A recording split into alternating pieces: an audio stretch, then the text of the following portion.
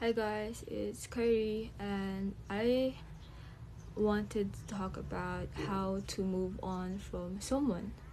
And I'm not talking about someone who recently died in your life, your loved one, your family, your friend.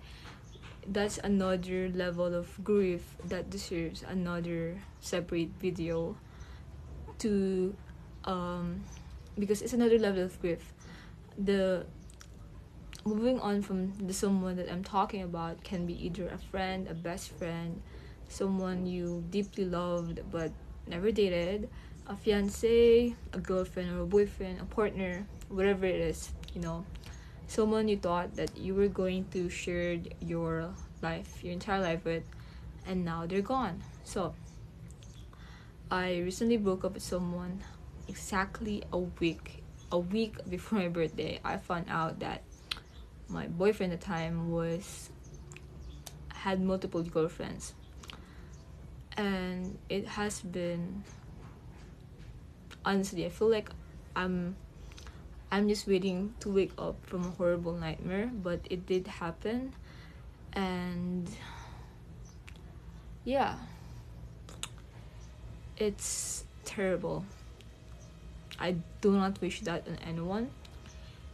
That's why I don't want anyone else to feel the way I do. And if you ever feel like the way I do right now, just know that I'm here for you.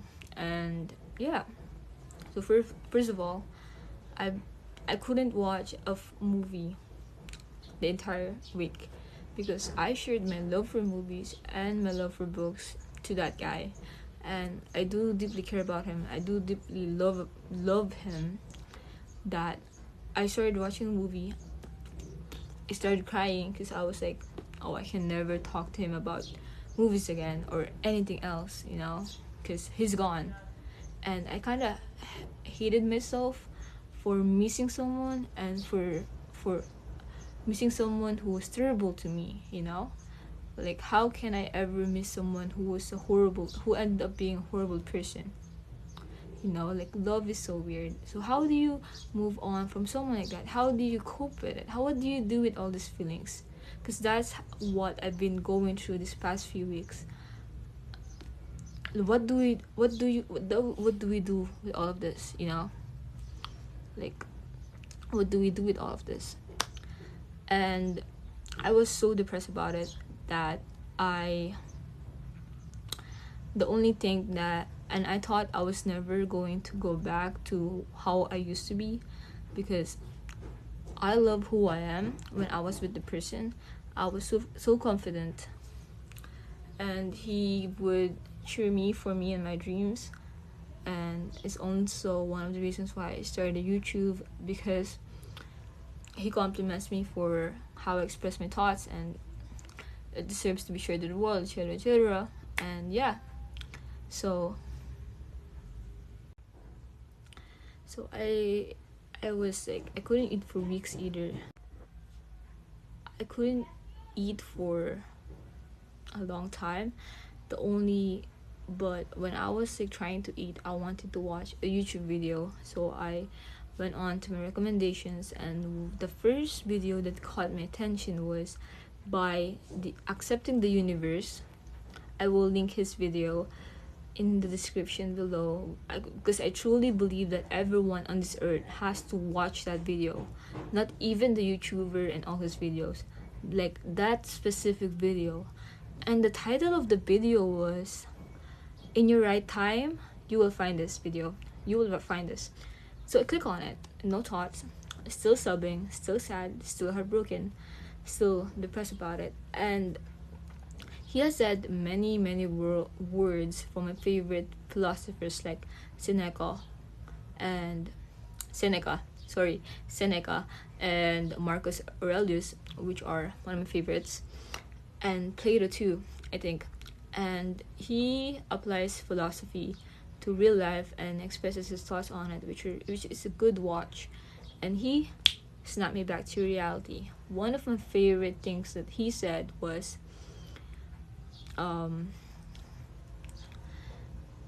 these horrible things happened to you. They happened, and it's okay to feel sad.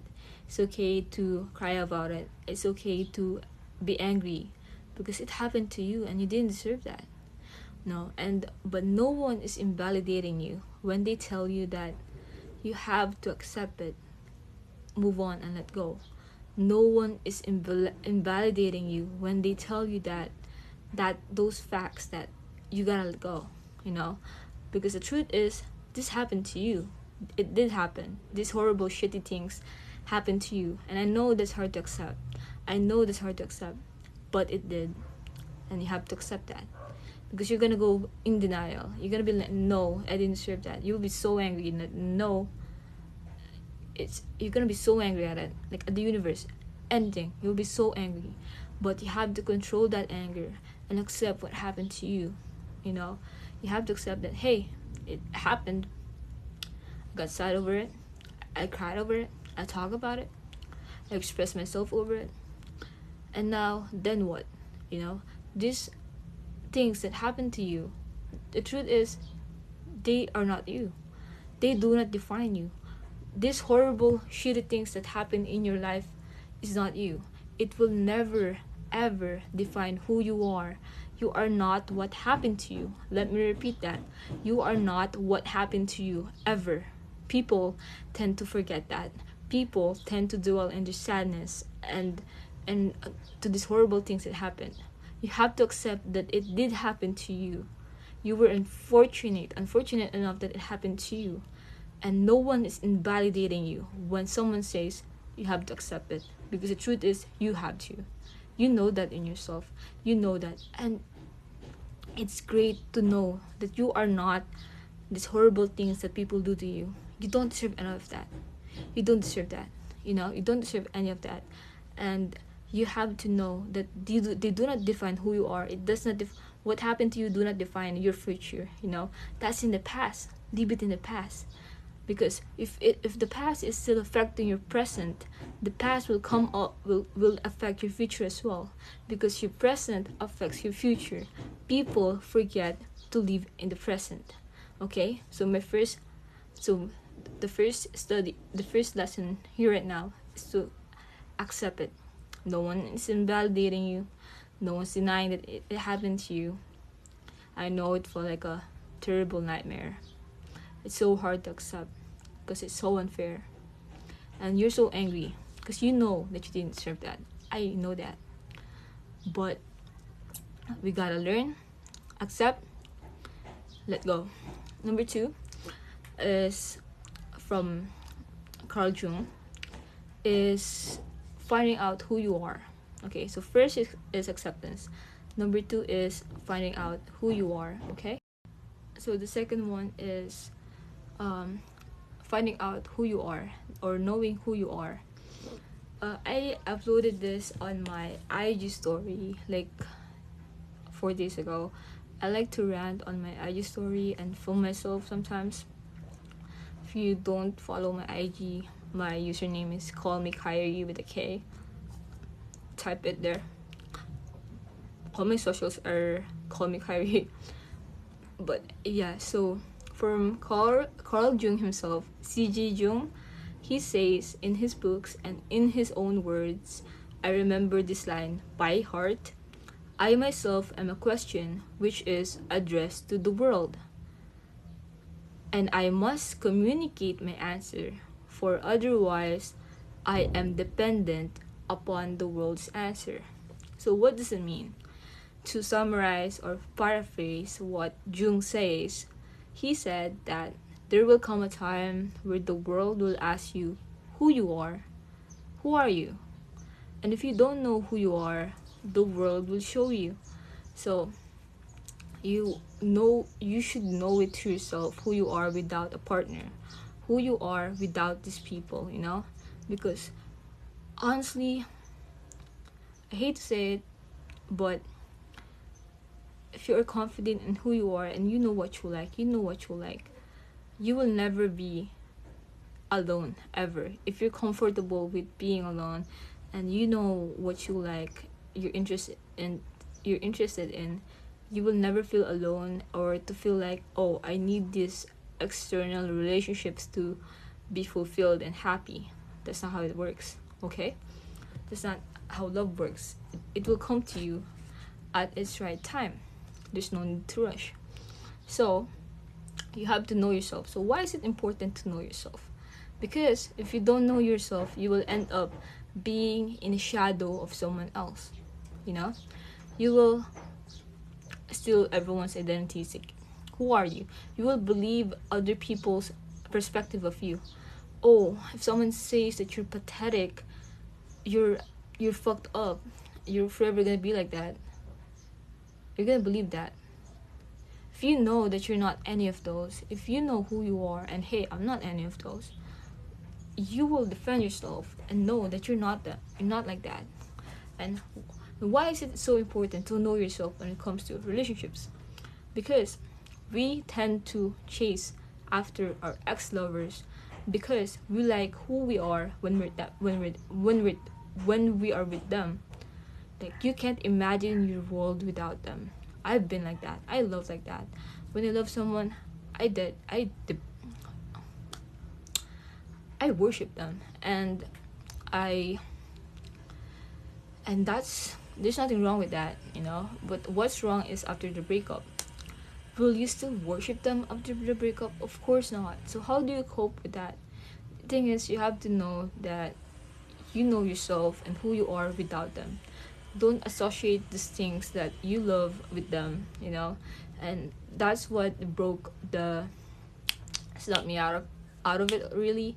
That even though that we enjoyed movies and books together, that we have the same directors and love for film and art and books, Dostoevsky, Kafka, Camus, Nietzsche, a lot of authors we share in love, Soren Kierkegaard, Plato, etc., etc.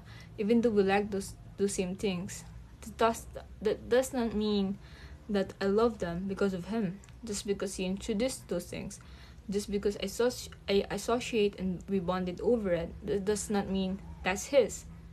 There's a part of me in that too. There's a part of me in that too. Claim that. Get that. Get your identity back. Who you are, your energy, your love, get it back. Because you cannot give something that you cannot have, okay? You cannot give something that you cannot have. Remember that. And number 3 is probably, I wrote this when like 3 months ago, when 5 months ago. So so I have like 5 journals I like to write on it.